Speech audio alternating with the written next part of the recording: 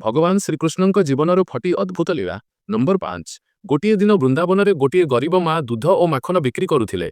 लाडू गोपाल पाखक जाई कहले माँ मत अल्प माखन दियो। माँ देखिले लाला पाखरे किछि नाही, तथापि मासु मुह देखि 2 गुणा माखन देदेले। संध्या बेले माँ जेतेबेले घर को फेरिले देखिले माटी हांडीशूल परिणत हो जाइछि। नंबर 4 जमुना नदी में कालिया नागर विष जोगु समस्त जल विषाक्त होईगला।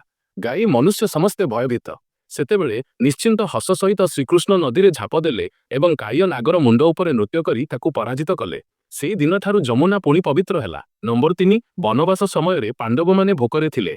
द्रौपदी पाखरे किछि मध्य खाद्य नथिला। से मने मने श्रीकृष्ण को स्मरण कले। क्षणक मध्य कृष्ण आसी देखिले एक माटी हांडी रे लागिथिबा छोट साकर एक कणिका। से कणिका खाइबा सहित समग्र वन भरी समस्तक पेट भरीगला। नंबर 2 कुरुसभा जेतेबेले द्रौपदी असहाय होईगले समस्त दिगरु द्वार बंद होईगला। से 2 हाथ ऊपर को उठाई कहले, हे कृष्ण एबे तुमे छड़ा केही नाही। सेही मुहूर्त रे द्रौपदी वस्त्र अनंत होईगला, अधर्म हारीगला। नंबर 1 मथुरा रे गोटे कुब्जा नामर दासी सुगंध लेप नहीं जाउथिला। समस्ते ताकू हसुथिले। श्रीकृष्ण तांकू स्नेहरे डाकी तांको ठुड़ी को हलकारे स्पर्श कले। क्षण मात्रे कुब्जा सुंदरी नारी रे परिणत होईगला। एहा थिला कृष्णଙ୍କ करुणार अद्भुत लीला।